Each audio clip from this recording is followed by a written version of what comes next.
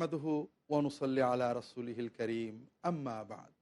সম্মানিত দর্শক, পৃথিবীর যেখান থেকেই পিস টিভি বাংলার আল কোরআনের ওসিয়ত অনুষ্ঠানটি দেখছেন, সবাইকে আন্তরিক দোয়া ও স্বাগত জানিয়ে শুরু করছি আমাদের আজকের পর্ব।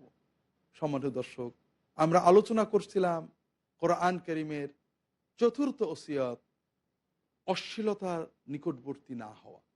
কারণ নিকটবর্তী হলে আত্মরক্ষা করা যায় না। আর তাই তো আল্লাহ তাআলা সকল পাপের ক্ষেত্রে বলেছেন পাপ করো না, আর অশ্লীলতার ক্ষেত্রে আল্লাহ বলেছেন অশ্লীলতায় লিপ্ত হয়েও না, আবার বলেছেন অশ্লীলতার নিকটবর্তীও হয়েও না। অশ্লীলতায় লিপ্ত হওয়া যেমন মহাপাপ, অশ্লীলতার নিকটবর্তী হওয়া মহাপাপ। কারণ অন্যান্য পাপের ক্ষেত্রে নিকটবর্তী হয়ে আত্মরক্ষা করা যায়। মানুষ খুন করা মহাপাপ, কিন্তু খুন মানবীয় প্রকৃতির কাছে প্রিয় না। খুন করার সিদ্ধান্ত নিয়েও ফিরে আসা সম্ভব, মনে চাই না, অনেক সমস্যা আছে। চুরি করব সিদ্ধান্ত নিয়েছি, কাছে যেও ফিরে আসা যায়। ডাকাতি করব সিদ্ধান্ত নিয়েছি, কাছে যেও ফিরে আসা যায়। কিন্তু অশ্লীলতা এমন একটা মহাপাপ, মানবীয় প্রকৃতির সাথে এমনভাবে জড়িত, যেটার পথে চললে কাছে গেলে ফিরে আসা বড় কঠিন হয়ে যায়। তাই আল্লাহ প্রকাশ্য এবং গোপন সকল অশ্লীলতার নিকটবর্তী হতে নিষেধ করেছেন। সম্মানিত দর্শক, শয়তান কিভাবে মানব সন্তানকে, আদম সন্তানকে অশ্লীলতার নিকটবর্তী করে, এর নমুনাগুলো আমরা দেখছিলাম, এর পথগুলো আমরা অনুসন্ধান করছিলাম। তার একটা হলো ধর্মের নামে, আল্লাহকে খুশি করার নামে বিবাহ শাদী বাদ দিয়ে নিজেকে আত্মনিয়ন্ত্রণের দাবি করা, আর এই দাবির মাধ্যমেই অশ্লীলতার দরজা খোলে। আর এজন্য ইসলাম এই পথকে কঠিনভাবে বন্ধ করেছে। আমরা আলোচনা করছিলাম ওই সাহাবীদের কথা, যারা রাসূলুল্লাহ সাল্লাল্লাহু আলাইহি ওয়াসাল্লামের পারিবারিক এবাদত দেখে মনে করলেন যে এবাদতটা একটু কম মনে করে তারা অশ্রদ্ধা করেননি। তারা শ্রদ্ধার সাথেই বলেছেন রাসূলুল্লাহ সাল্লাল্লাহু আলাইহি ওয়াসাল্লাম মাসুম, তার তো দরকার নেই, আমরা গুনাহগার, একটু বেশি করব। কি করব? সবগুলোই এবাদতের সিদ্ধান্ত নিয়েছেন, ভালো ভালো এবাদত, নফল সিয়াম, নফল সালাত, তাহাজ্জুদের সালাত ইত্যাদি। আল্লাহর ইবাদতের জন্য ফারেগ হয়ে যাওয়া, অবসর নেওয়া, পরিবার থেকে মুক্ত থেকে ইত্যাদি ভালো সিদ্ধান্ত তারা নিয়েছে। কিন্তু রাসূলুল্লাহ সাল্লাল্লাহু আলাইহি ওয়াসাল্লাম এই ভালোকে ভালো বলেননি। কারণ ইসলামের দৃষ্টিতে ভালোর মাপকাঠি মুহাম্মদ রাসূলুল্লাহ সাল্লাল্লাহু আলাইহি ওয়াসাল্লাম। কোনো কাজ তার মাপের বাইরে ভালো করলেও সেটা আর ভালো থাকে না। তাই তিনি বললেন আমার পদ্ধতি, আমার সুন্নাত। সুন্নাত অর্থ তার জীবন পদ্ধতি। সুন্নাতের একটা অর্থ আমরা যেটা জানি ফরজ, ওয়াজিব, সুন্নত। আরেকটা যেটা হাদিস শরীফে যে অর্থ গ্রহণ করা হয়েছে সেটা হলো রাসূলুল্লাহ সাল্লাল্লাহু আলাইহি ওয়াসাল্লাম জীবন পদ্ধতি, তার রীতি। তার রীতি ২-৩ ঘন্টা ৪ ঘন্টা তাহাজ্জুদ পড়া, তার রীতি সারা রাত তাহাজ্জুদ পড়া নয়। তার রীতি বিবাহিত জীবনযাপন করা, পরিবারকে সময় দেওয়া, স্ত্রী সন্তানদের সাথে সময় দেওয়া, আদর করা, স্নেহ মায়া মমতা ইত্যাদি। কাজে এগুলো বর্জন করা তার রীতি নয়। কেউ যদি মনে করে এর চেয়ে একটু ব্যতিক্রম করলে আল্লাহ বেশি খুশি হবেন, তাহলে তিনি সচেতন না হলেও অচেতন ভাবেও আল্লাহ রাসূল সাল্লাল্লাহু আলাইহি ওয়াসাল্লামের পদ্ধতিকে তিনি অবজ্ঞা করেছেন, ছোট মনে করেছেন। আর এজন্যই আল্লাহ রাসূল সাল্লাল্লাহু আলাইহি ওয়াসাল্লাম বলছেন যে আমার সুন্নাহ, আমার নিয়ম রীতি পদ্ধতি, আমার ইবাদত, আমার ইবাদত পদ্ধতি, আমার জীবন পদ্ধতিকে ছোট মনে করবে, অবজ্ঞা করবে, সে আমার উম্মত থাকতে পারবে না। আমাদের সমাজেও মুসলমানদের ভিতরেও অনেক সময় এই ধরনের চেতনা চলে আসে। এ ব্যাপারে রাসূলুল্লাহ সাল্লাল্লাহু আলাইহি ওয়াসাল্লাম আমাদেরকে সতর্ক করেছেন, দুটো পর্যায়ে ভাগ করেছেন। আল্লাহ রাসূল সাল্লাল্লাহু আলাইহি ওয়াসাল্লাম বলেন, ইন্না লিকুল্লি আবিদিন শাররা। প্রত্যেক আবেদের কিছু উদ্দীপনা আসতে পারে। উদ্দীপনার সময় যদি একটু বেশি করে, এটাতে সমস্যা হয় না। এটা হয়তো আল্লাহ বিদআত হিসেবে ধরবেন না। কারণ কিছু সময়ের জন্য একটু কয়েক মাস হয়তো সারা রাত তাহাজ্জুদ পড়ে ফেলেছে। এবং প্রত্যেক উদ্দীপনার একটা স্থিতি রয়েছে। ফামান কানাত ফাতরাতুহু ইলা সুন্নতি ফাকাদ ইহতাদা ওয়া মান কানাত ফাতরাতুহু ইলা বিদআতিন ফাকাদ হালাক। যে ব্যক্তির স্থিতিটা আমার সুন্নতের ভিতরে থাকবে, সে হেদায়েত প্রাপ্ত হবে, নাজাত প্রাপ্ত হবে, মুক্তি প্রাপ্ত হবে। আর যার স্থিতি নিয়মটাই বেদাতের ভিতরে, সুন্নতের ব্যতিক্রম চলে যাবে, সে ধ্বংসগ্রস্ত হবে। যেটা বলছিলাম সম্মানিত দর্শক, তাহলে বিবাহিত জীবনযাপন করা, বিবাহের মাধ্যমে আমাদের ভিতরে আল্লাহ তাআলা যে স্ত্রী সন্তানের প্রতি আকর্ষণ দিয়েছেন সেটা পূরণ করা, এটা হলো আল্লাহর নির্দেশ। আর বিবাহ না করে কৌমর্য অবলম্বন করা, এটা হলো শয়তানের একটা দরজা। প্রচলিত ইনজিলের ভিতরে ঈসা মসীহের নামেও এই ধরনের কথা আছে। আমরা জানি না আমরা বিশ্বাস করি তিনি এই ধরনের কথা বলেননি, এগুলো হয়তো পরে ঢুকানো হয়েছে। তিনি বলেছেন, কেউ যদি ঈশ্বরের জন্য অথবা যিশুর জন্য স্ত্রী, পুত্র, কন্যা, পিতা, মাতা, ভাই, বোন, সম্পদ ত্যাগ করে সন্ন্যাসী বৈরাগী হয়ে যায়, তাহলে সে 100 গুণ পাবে। অর্থাৎ একটা পিতা ত্যাগ করলে 100 পিতা, একটা স্ত্রী ত্যাগ করলে 100 স্ত্রী, ইত্যাদি। ইঞ্জিলের ভিতরে সাধু পলের বিভিন্ন পত্রে আমরা দেখতে পাই তিনি বিবাহকে কঠিনভাবে নিরুৎসাহিত করেছেন। তুমি যদি তোমার কন্যাকে বিবাহ দাও সেটা ভালো, তবে যদি বিবাহ না দাও আরো ভালো, তাকে কুমারী রাখো। বিবাহকে এবাদত বলে গণ্য করা হয়নি, এটা নিকৃষ্ট বৈধ কাজ বলে গণ্য করা হয়েছে। একান্ত না পারলে বিয়ে করো, বিয়ে কোনো এবাদত নাই। আর এ কারণে কৌমর্যের একটা চিন্তা তাদের ভিতরে ঢুকে, যারা অতীত কালের, প্রাচীন কালের, মধ্যযুগের চার্চের ইতিহাস পড়বেন, কি ভয়ঙ্কর কথা, কল্পনাতীত গা শিউরে ওঠার মতো অঘটন, দুর্ঘটনা। সম্মানিত দর্শক, এটা হলো শয়তানের একটা পথ, আল্লাহর সন্তুষ্টির নামে মানুষদেরকে বিভ্রান্ত করে অশ্লীলতার দরজা উন্মুক্ত করে দেওয়া। সম্মানিত দর্শক, আর একটা পথ হলো আল্লাহর নামে অথবা সামাজিক আচারের নামে, অনুষ্ঠানের নামে অশ্লীলতাকে হালকা করে দেখা। এটাও শয়তানের একটা বড় পথ। আল্লাহ কোরআন কারিমে বলেছেন, আল্লাহ কোরআন কারিমে শয়তানের প্রতারণায়, অশ্লীলতায় লিপ্ত হওয়া থেকে সতর্ক করার পরে আল্লাহ কি বলছেন, ইন্না জাআলনা শায়াতিনা আউলিয়া আলিল্লাযিনা লা ইউমিনুন। শয়তান হলো তাদের ওলি, তাদের বন্ধু যারা বিশ্বাস আনেনি। তারা কি করে, ওয়াইদা ফাআলু ফাহিশাতান ক্বালু ওয়াজাদনা আলাইহা আবাআনা আল্লাহু আমারানা বিহা। তারা যখন কোনো অশ্লীল কাজ করে তখন তারা বলে, এটা তো আমাদের রীতি, পিতামাতা, আমাদের দেশীয় সংস্কৃতি, এটা আমাদের জাতীয় সংস্কৃতি, আমরা পিতা পিতামহদের এভাবে করতে দেখেছি, আর আল্লাহ তো এটা আমাদের হুকুম দিয়েছেন। অর্থাৎ আল্লাহ এটাতে নারাজ হচ্ছেন, আল্লাহ এটা বৈধ করেছেন। তাহলে একটা হলো সমাজ, আচরণ, কৃষ্টি, কালচার, সংস্কৃতির দোহাই দেওয়া, আর একটা হলো আল্লাহরও দোহাই দেওয়া। আল্লাহ তাআলা বললেন যে না, আল্লাহ কখনো অশ্লীলতার নির্দেশ দেন না। আল্লাহ তো নির্দেশ দিয়েছেন ইনসাফের, ন্যায় বিচারের, আদালত প্রতিষ্ঠা করার। আর তোমরা তার জন্য ইখলাসের সাথে ইবাদত করবে, সালাত আদায় করবে, তাকে শুধুমাত্র তাকেই ডাকবে, এগুলোই তো আল্লাহ নির্দেশ দিয়েছে। সম্মানিত দর্শক, এই যে সমাজের নামে অথবা আল্লাহর নামে অবৈধকে বৈধ করার প্রবণতা, এটা বিভিন্নভাবে আমরা পাই। বিভিন্ন ধর্মের ভিতরেও আমাদের আশেপাশে প্রচলিত অনেক ধর্মে তান্ত্রিকতার নামে, ধর্মের নামে হয় অশ্লীলতাকে তান্ত্রিকতার অংশ করা হয়েছে, অথবা কিছুটা হালকা করে দেখা হয়েছে।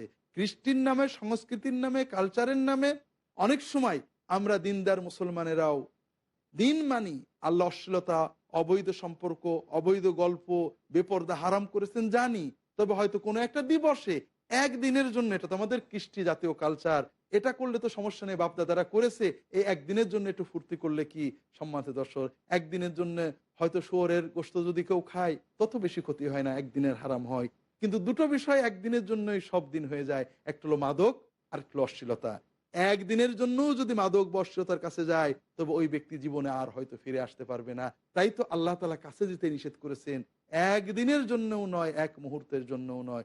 সম্মানিত দর্শক, ধর্মের নামে, ধর্মকে সহজ করে দেওয়ার নামে, আল্লাহর নামে অশ্লীলতাকে সহজ করে দেওয়ার আরেকটা নমুনা আমরা পাই বিভিন্ন তান্ত্রিক সমাজে, এবং সাধু পলের প্রসারিত যে খ্রিস্ট ধর্ম, এর ভিতরে আমরা পাই। হযরত ঈসা আলাইহিস সালাম বারবার বলেছেন, তোমরা শরিয়াত পালন করো, সালাত আদায় করো, আল্লাহর কাছে তওবা করো, আমি তোমাদের নাজাত দিতে পারবো না। কিয়ামতের দিন অনেকে আসবে, বলবে, আমি প্রভু প্রভু, আমি আপনার নামে অনেক অলৌকিক কাজ করেছি, ধর্ম প্রচার করেছি, আমাকে বাঁচান। আমি বলবো, না, তোমাদেরকে আমি চিনি না, তোমাদের বাঁচাতে পারবো না, তোমার কর্মই তো তোমাকে, শরিয়ত পালন তোমাকে বাঁচাবে। এগুলো এখনো প্রচলিত ইনজিলের বিভিন্ন স্থানে রয়েছে। এর বিপরীতে সাধু ফল বললেন, না, শরিয়াত পালন করে সৎ থাকলে আল্লাহর গজব আসবে, শরিয়াত পালন করে সৎ থাকার দরকার নেই, তোমার মন ভালো হলেই সব, তুমি যত পাপই করো না কেন, যীশু খ্রিস্টকে বিশ্বাস করলে তিনি সব পাপ তরিয়ে নিয়ে যাবেন। নাউজুবিল্লাহ। এই যে ধর্মকে সহজ করে দেওয়ার জন্য মানুষকে কর্মবিমুখ, সততা বিমুখ করে দিলেন, এর কারণে অনেক বড় বড় ধর্মগুরু তারা বলতেন, তুমি সাহসিকতার সাথে পাপ করো, ব্যভিচার করো, মানুষ হত্যা করো, শুধু বিশ্বাস করো যে যীশু খ্রিস্ট তোমাকে তরিয়ে নেবেন। এই বিশ্বাস থাকলে যিশুর যে জান্নাত, তুমিও সেই জান্নাতে যাবেন। সম্মানিত দর্শক, আল্লাহ যেটা নিষেধ করেছেন এটা কোনো কৃষ্টি কালচারের দোহাই দিয়ে করা যাবে না, বিশেষ করে অশ্লীলতার বিষয়টা। আল্লাহ হেফাজত করুন, আমিন। সম্মানিত দর্শক, অশ্লীলতার আর একটা দরজা হলো মাদকতা। মাদকতা আমাদেরকে অশ্লীলতার পথে ধাবিত করে। কিভাবে? ছোট্ট একটু বিরতিতে, যে বিরতির পরে ফিরে এসে ইনশাআল্লাহ আমরা তা আলোচনা করব। ততক্ষণ আমাদের সাথেই থাকুন। আসসালামু আলাইকুম ওয়া বারাকাতুহু। সম্মানিত দর্শক, ফিরে এলাম বিরতির পর। আমরা আলোচনা করছিলাম সমাজে অশ্লীলতা প্রসারের শয়তানি চক্রান্তগুলো কি কি। আমরা বলছিলাম তার একটা হলো মাদক।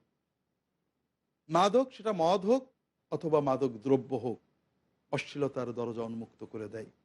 তাই আল্লাহ রসুল সাল্লাল্লাহু আলাইহি ওয়াসাল্লাম বলছেন, আল খামরু উম্মুল ফাওয়াহিশ।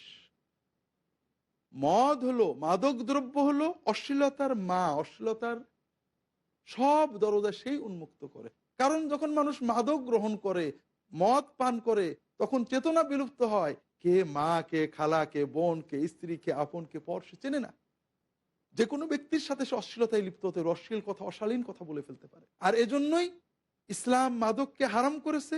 আর আধুনিক সভ্যতায় আমরা যেটা বলছিলাম আগেই, যে আমরা অপরাধগুলোকে অপরাধ বলেই গণ্য করি, কিন্তু মাদককে, বিশেষ করে মদকে অপরাধ বলে গণ্য করছি না। যদিও আমরা মাদক দ্রব্যকে অপরাধ এখনো গণ্য করছি, ও অনেকেই মদকে করছে না। কিন্তু মাদক দ্রব্যের চেয়ে মদ মানুষের বেশি ক্ষতি করছে। আপনারা যে কোনো তথ্য দেখুন, যে কোনো বিশ্বকোষ খুলুন, এনকার্টা দেখুন, এনসাইক্লোপিডিয়া দেখুন, ইন্টারনেট উইকিপিডিয়া দেখুন, দেখবেন মদ, মদের উপর আসক্তির কারণে, অ্যালকোহল ডিপেন্ডেন্সির কারণে শত শত লক্ষ লক্ষ পরিবার ধ্বংস হয়ে যাচ্ছে, বিলিয়ন বিলিয়ন ডলারের সম্পদ নষ্ট হয়ে যাচ্ছে। মানুষের মৃত্যু গাড়ি অ্যাক্সিডেন্টে যত ঘটে, তার চেয়ে বেশি মদের কারণে ঘটে। এই তথ্যগুলো আপনারা সবই পাবেন। বিশেষ করে অশ্লীলতার দরজা উন্মুক্ত করে এই মাদকতা। তাই রাসূলুল্লাহ সাল্লাল্লাহু আলাইহি ওয়াসাল্লাম বললেন, আল খামরু উম্মুল ফাওয়াহিশ। অশ্লীলতার মা, অশ্লীলতার মূল হলো মদ বা মাদক দ্রব্য। এই মাদক যখন মানুষ গ্রহণ করে, মহাপাপ। যে মদ গ্রহণ করা, এটা তো করলই, পাশাপাশি অশ্লীলতার দরজাগুলো খুলে দেয়, কারণ সে বিবেক চেতনা হারিয়ে ফেলে। সম্মানিত দর্শক, অশ্লীলতা বড় ভয়ঙ্কর বিষয়। অশ্লীলতা এবং অশ্লীলতা জনিত ব্যভিচার, অবৈধ সম্পর্ক ইত্যাদি আমাদের আখেরাত ধ্বংস করে, দুনিয়া ধ্বংস করে। কিভাবে? আল্লাহ তাআলা কোরআন কারিমে এবং রাসূলুল্লাহ সাল্লাল্লাহু আলাইহি ওয়াসাল্লাম হাদিস শরীফে আমাদেরকে জানিয়েছেন।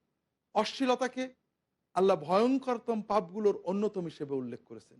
ওয়াল্লাযীনা লা ইয়াদউনা মা'আল্লাহি ইলাহান আখার ওয়া লা ইয়াকতুলুনা আন-নাফসা আল্লাতী হারামাল্লাহু ইল্লা বিল হাক্কি ওয়া লা ইয়াজনুন ওয়া মান ইয়াফআল যালিকা ইয়ালকা আসামা ইউযাআফ লাহুল আযাবু ইয়াওমাল কিয়ামাহ ওয়া ইয়াখলুদু ফীহি মুহানা। আল্লাহ তাআলা বলছেন, মুমিনদের পরিচয় হলো, মুমিন কখনো শিরিক করে না, মুমিন কখনো হত্যা করে না, মুমিন কখনো ব্যভিচার করে না। আর যে ব্যক্তি এই কাজগুলো করবে, সে ব্যক্তি মহা পাপের বোঝা মাথায় নেবে। আর এই পাপের বোঝা মাথায় নিয়ে তো অনন্তকাল জাহান্নামে থাকবে। তবে ইল্লা মান তাব, যদি কেউ তওবা করে, ঈমান আনে, নেক কর্ম করে, তাহলে সে এই পাপের ক্ষমা পেতে পারে। আর সেই তওবা যদি সত্যিই সুন্দর হয়, কেউ অশ্লীলতায় লিপ্ত হয়ে পড়েছিলেন, কেউ শিরিক করে ফেলেছিলেন, কেউ হত্যার মতো অপরাধে লিপ্ত হয়ে পড়েছিলেন, এখন তওবা করেছেন। শিরিকের তওবা আল্লাহ এবং বান্দার মাঝখানে সম্পর্ক। অশ্লীলতা যদি ব্যক্তিগত পর্যায়ে হয়, আল্লাহ এবং বান্দার মাঝখানে সম্পর্ক, অন্য কারোর হক নষ্ট হয়নি। আর হত্যা, বান্দার হক জড়িত রয়েছে, তার দিয়াত বা অন্যান্য কিছু দিয়ে দিয়েছি, তওবার অংশ। তওবা অর্থ এই নয় যে শুধু বললাম যে আল্লাহ মাফ করে দাও, আমি তওবা করছি, আস্তাগফিরুল্লাহ ওয়া আতুবু ইলাইহি, না, এর নাম তওবা না। তওবার অর্থ ফিরে আসা। আর ফিরে আসার জন্য কয়েকটা কর্ম আছে ইসলাম যেগুলো নির্ধারণ করেছে। আল্লাহ বলেছেন সংশোধন করেছে। সেটা কিভাবে? গভীর অনুতাপ, এটা যে মহা অন্যায়, জন্য অনুতপ্ত হতে হবে, আর কখনো করবো না এই সিদ্ধান্ত নিতে হবে, তাৎক্ষণিক ওই অপরাধ বর্জন করতে হবে, আল্লাহ তাআলার কাছে ক্ষমা চেতে হবে। আর এর সাথে যদি কোনো মানুষের অধিকার জড়িত থাকে, সেটা ফিরিয়ে দিতে হবে, তার থেকে ক্ষমা নিতে হবে। এভাবে যদি কেউ পরিপূর্ণ তওবা করে, আল্লাহ তাআলা আরো বড় সুসংবাদ দিয়েছেন, উলাইকাল্লাযীনা ইউবাদদিলুল্লাহু সাইয়্যাতিহিম হাসানাত। এই পর্যায়ের তওবা করতে পারলে শুধু আল্লাহ পাপ ক্ষমাই করবেন না, তাদের যে পাপের আমল নামাগুলো ছিল, পাপের ব্যারোমিটার ছিল, পাপের ফাইলগুলো আল্লাহ তাআলার কাছে জমা ছিল, এই ফাইলগুলোকে আল্লাহ পুণ্যের ডাইরেক্টরিতে, পুণ্যের ফাইলগুলোর ভিতরে ঢুকিয়ে দেবেন। তাদের পাপগুলোকে আল্লাহ পুণ্যে পরিণত করে দেবেন। আল্লাহু আকবার। কাজেই সম্মানিত দর্শক, এই অশ্লীলতা এবং অশ্লীলতাজাত অবৈধ সম্পর্কগুলো আল্লাহ তাআলা কোরআন কারীমে, রাসূলুল্লাহ সাল্লাল্লাহু আলাইহি ওয়াসাল্লাম হাদিস শরীফে মহা পাপ হিসেবে গণ্য করেছেন। এমনকি আল্লাহ রাসূল সাল্লাল্লাহু আলাইহি ওয়াসাল্লাম বলছেন, লা ইয়াজনি জানি হিনা ইয়াজনি ওয়া হুয়া মুমিন। কেউ ঈমানদার অবস্থায় কেউ ব্যভিচারে লিপ্ত হতে পারে না। ব্যভিচারে লিপ্ত হলে তার ঈমানটাই নষ্ট হয়ে যায়, ঈমানটা থাকেই না। সম্মানিত দর্শক, এটা তো আখিরাতের কঠিন শাস্তি। দুনিয়াতেও শাস্তি রয়েছে। সব পাপের শাস্তি দুনিয়ায় আল্লাহ দেন না, অধিকাংশ পাপের শাস্তি তো আখিরাতে দেবেন। দুনিয়াতে কর্মস্থল, আর আখিরাত হলো পুরস্কার বা শাস্তির জায়গা। আমরা লেখাপড়া করি, ছাত্রের ভালো মন্দ পরীক্ষার পরে প্রকাশ পায়, কিন্তু কিছু কিছু অপরাধ আছে যেগুলো স্কুল কর্তৃপক্ষ, কলেজ কর্তৃপক্ষ, বিশ্ববিদ্যালয় কর্তৃপক্ষ ওই পরীক্ষার আগেই ছাত্রকে দিয়ে দেন। ঠিক তেমনি কিছু অপরাধ আছে, কঠিন অপরাধ, যেগুলো আল্লাহ পরীক্ষা কেয়ামতে তো দিবেনই, দুনিয়াতেও দিবেন। সেই অশ্লীলতার জন্য আল্লাহ রসুল সাল্লাল্লাহু আলাইহি ওয়াসাল্লাম দুনিয়ার যে গজবের কথা বলেছেন, এর ভিতরে একটা হলো মৃত্যু। 5টা পাপের কারণে 5 রকমের শাস্তি আছে। তার একটা হলো যখন অশ্লীলতা ছড়িয়ে পড়ে তখন মৃত্যু বেড়ে যায়। অন্য হাদিসে ইবনে মাজাহ এবং অন্যান্য মুহাদ্দিস সংকলন করেছেন সহিহ হাদিস, আল্লাহ রসুল সাল্লাল্লাহু আলাইহি ওয়াসাল্লাম বলছেন, মা যাহারাতিল ফাহিশাতু ফি কওমিন কত ইল্লা ফাশা ফিহিমুত তাউনু ওয়াল আওজাউ আল্লাতী লাম তাকুন মাদাত ফি আসলাফিহিমুল লাযীনা মাদাউ। যখন কোন সমাজে অশ্লীলতা এমনভাবে ছড়িয়ে পড়ে যে মানুষ প্রকাশ্যে অশ্লীলতা বেহায়াপনায় লিপ্ত হয়, অথবা মিডিয়ায় প্রকাশ্যে অশ্লীলতা প্রদর্শন করে, অথবা অশ্লীল কাজ করে প্রকাশ্যে বলে, অথবা প্রকাশ্যে অশ্লীলতায় লিপ্ত হয়ে পড়ে, এই রকম পর্যায়ে যখন মানুষ চলে যায়, কোনো সমাজ চলে যায়, অশ্লীলতা ব্যক্তিগত অপরাধ থাকলে সামাজিক গজব আল্লাহ দেন না, কিন্তু সামাজিক অপরাধে পরিণত হয়ে গেলে আল্লাহ সামাজিক শাস্তি দেন দুনিয়াতেই। কি শাস্তি দেন?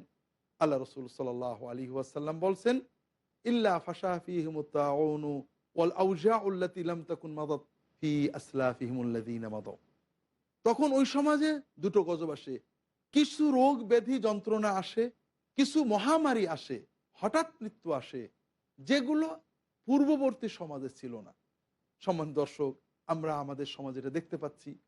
অশ্লীলতার কারণে এইডস ছড়াচ্ছে, অশ্লীলতার ব্যাপকতায় নানাবিধ রোগ ব্যাধি আমাদের সমাজে ছড়াচ্ছে, নতুন নতুন রোগ আমাদের সমাজে মহামারী আকারে ছড়িয়ে পড়ছে, যেটা আল্লাহর গজব হিসেবে এসেছে।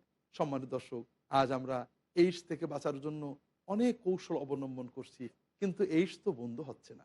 আমরা অনেকে মনে করি এইডস কি করে হয় জানতে পারলেই এইডস থেকে বাঁচা যায়, কিন্তু পাশ্চাত্য সভ্যতার অনেক দেশে সবাই জানেন কিভাবে এইডস হয়, কিভাবে ঠেকানো যায়, কিন্তু এইডস এখানে মহামারী।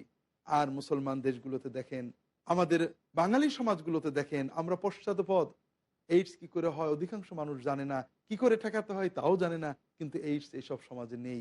এর কারণ হলো ঈমান, আল্লাহর শরীয়ত মানা, অশ্লীলতাকে ঘৃণা করা।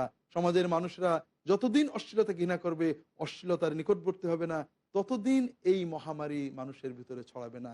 আজ আমরা এইডস এর ঔষধ আবিষ্কারের চেষ্টা করছি, কিন্তু আল্লাহর গজব তো ঔষধ আবিষ্কার করে বন্ধ করা যায় না। এইডস বন্ধ হবে, অন্য মহামারী আসবে, গজব আসবে। কাজেই আল্লাহর এই দুনিয়াবি গজব থেকে বাঁচতে গেলে আমাদেরকে অবশ্যই আল্লাহ যেভাবে গজব থেকে বাঁচার নির্দেশনা দিয়েছেন সেইভাবে বাঁচতে হবে। আর সেটা হলো অশ্লীলতার দরজা বন্ধ করা, অশ্লীলতার নিকটবর্তী না হওয়া।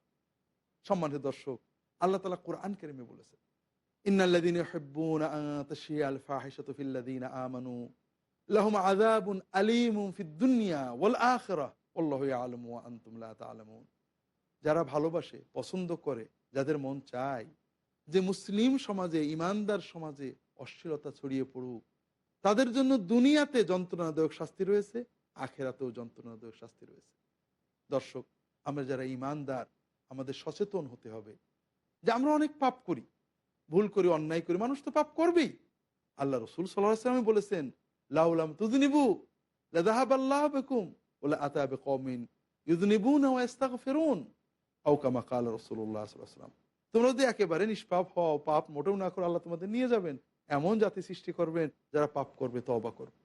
পাপ আমরা করে ফেলবো, তওবা করব, পাপ করব, তওবা করব, কিন্তু কিছু পাপ আছে যেটা আল্লাহ তাআলার সাথে সরাসরি যুদ্ধ ঘোষণা করার মতো। তার একটা হলো অশ্লীলতার সহায়তা করা। সমাজে অশ্লীলতার সহায়তা ব্যক্তি পর্যায়ে, সামাজিক পর্যায়ে, প্রশাসনিক পর্যায়ে যে ব্যক্তির সুযোগ আছে অশ্লীলতা রোধ করার, তিনি রোধ না করে সহায়তা করেন।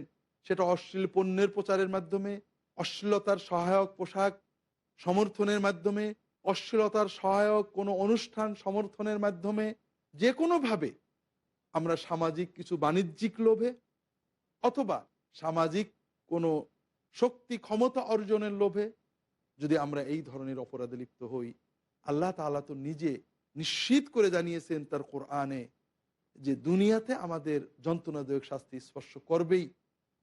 যে ব্যক্তি এরকম কাজ করবেন, অন্যান্য অনেক পাপ হয়তো করেছেন, তওবা করেছেন, মাপ চেয়েছেন, মাপ নেননি, হতেই পারে। কিন্তু অশ্লীলতার প্রচার বিপণনে, মাদকতার প্রচার বিপণনে যদি আমরা সহায়তা করি, সমর্থন করি, সুযোগ করে দিই, তাহলে আল্লাহর গজব শাস্তি দুনিয়াতে আমাদের স্পর্শ করবে, আখিরাতেও অনন্ত শাস্তি অপেক্ষা করবে। দুনিয়াতে ব্যক্তি জীবনে, পারিবারিক জীবনে, সামাজিক জীবনে, হৃদয়ের ভিতরে হয়তো আমাদের জাহান্নামের জ্বালা অনুভব করতে হবে, কাউকে বলতেও পারবো না। আর পাশাপাশি আখিরাতের শাস্তি আমাদের জন্য অপেক্ষা করবে। আল্লাহ তাআলা আমাদের এই মহা ধ্বংস থেকে হেফাজত করুন, আমিন। সম্মানিত দর্শক, তাই আমরা যত পাপী হই না কেন অশ্লীলতার সমর্থন না করি। হয়তো একটা মেলাকে সমর্থন করলাম, কিছু টাকা মেলার মাধ্যমে আমি হয়তো পাবো, মূল টাকা তো নিয়ে যাবে মেলার উদ্যোক্তারা, কিন্তু মেলার মাধ্যমে হাজার হাজার যুবক জুয়ার মাধ্যমে, অশ্লীলতার মাধ্যমে সর্বশান্ত হবে। হয়তো তারা অশ্লীলতার অভ্যস্ত হয়ে যাবে, মাদকাসক্ত হয়ে যাবে। এইভাবে একটা অনুষ্ঠান আমরা সমর্থন করলাম, হয়তো কিছু টাকা পাবো অথবা কিছু ক্ষমতার লোভে, কিন্তু অশ্লীলতাকে প্রশ্রয় দিলাম। এই রকম পাপ আমরা না করি, আল্লাহ হেফাজত করুন। সম্মানিত দর্শক, আমরা যারা এই ধরনের ক্ষমতা নেই, অশ্লীলতাকে সমর্থন করছি না, তাদেরও দায়িত্ব আছে। মান রাআ মিনকুম মুনকারান ফালইগাইয়িরহু বিয়াদিহি ফাইন লাম ইসতাতি ফাবিলিসানিহি ওয়া ইন লাম ইসতাতি ফাবিকলবিহি। আল্লাহ রাসূল আমাদের দায়িত্ব দিয়েছেন। দায়িত্বটা কি এই পর্বে আর ব্যাখ্যা করতে পারছি না দর্শক। আগামী পর্বে ইনশাআল্লাহ আমরা এটা আলোচনা করার চেষ্টা করব। আল্লাহ তাআলা ততক্ষণ আমাদের ভালো রাখুন। অমা